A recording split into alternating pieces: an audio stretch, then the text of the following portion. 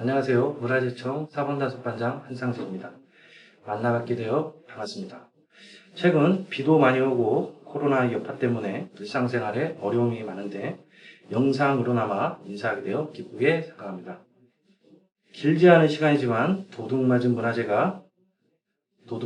찾기라는 주제가 여러분들께 문화재에 생각하는 마음이 오랫동안 기억에 남았으면 합니다.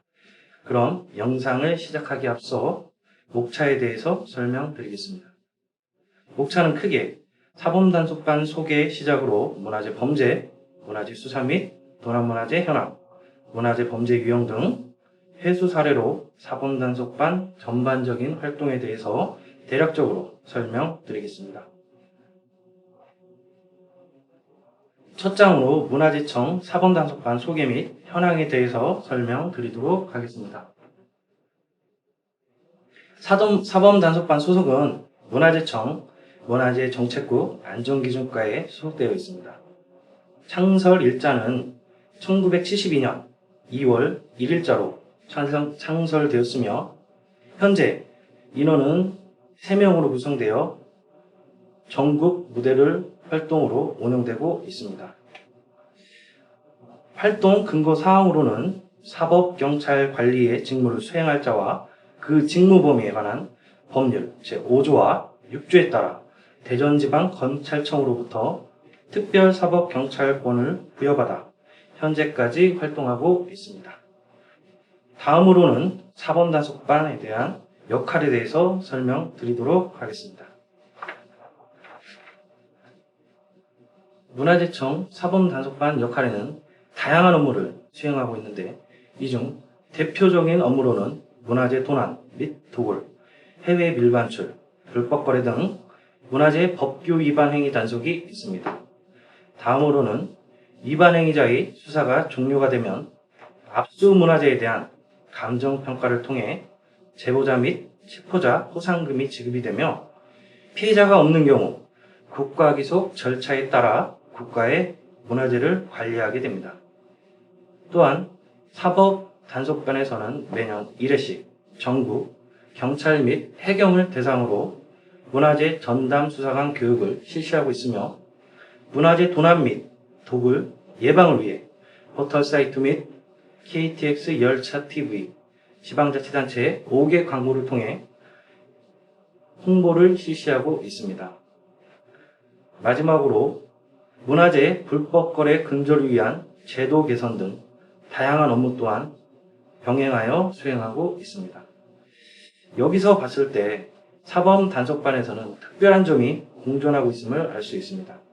바로 행정적인 업무와 사법적인 업무를 병행하고 있어 일반 행정직 공무원들하고의 차이가 있음을 말씀드리고 싶습니다.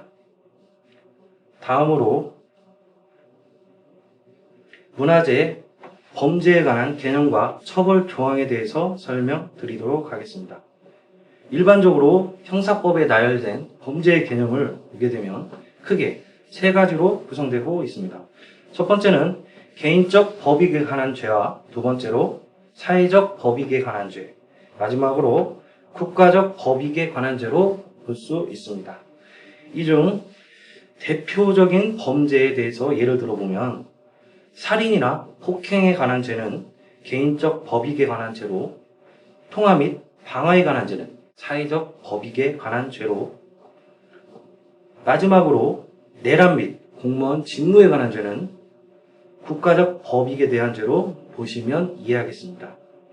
반면 문화재 범죄는 문화재보호법 및 매장문화재 보호 및 조사에 관한 법률들이 있으며 벌칙 조항 안에 특정한 행위를 위반할 경우 발생하는 범죄라고 할 수 있습니다.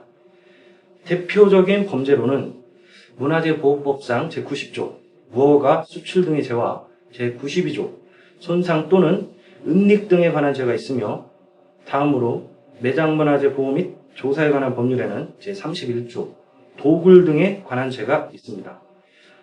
사범단속반에서는 위에 언급한 3가지 위반 사항이 가장 큰 비중을 차지하는 대표적인 벌칙 조항으로 볼 수 있겠습니다. 3장으로 넘어가겠습니다.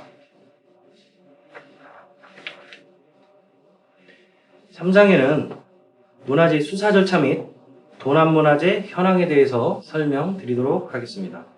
사범 단속반 수사 진행에 관해서는 대략적인 방법으로 설명드리겠습니다.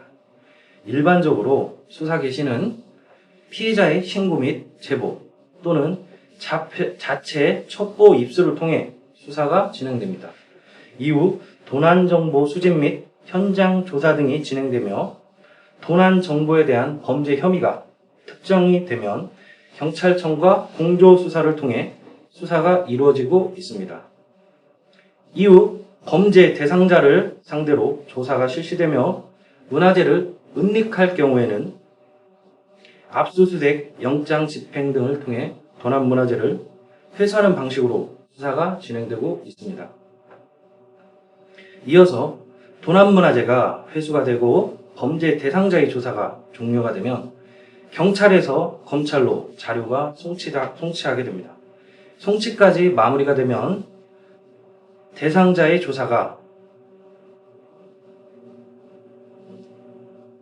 송치까지 마무리가 되면 사범 단속반에서는 회수한 문화재를 대상으로 압수 문화재에 대한 감정 평가를 실시하고 포상금 지급 등급에 해당하게 되면 제보자 및 체포자에게 포상금을 지급하고 있습니다.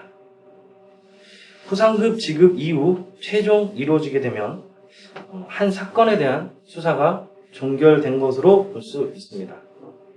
그럼 지금까지 사범 단속반 수사 절차에 대해 알아보았습니다. 다음으로는 최근 5년치 문화재 도난 및 회수 통계 현황에 대해서 설명드리겠습니다. 도난 문화재 통계를 보게 되면 도난 문화재 발생률은 감소하고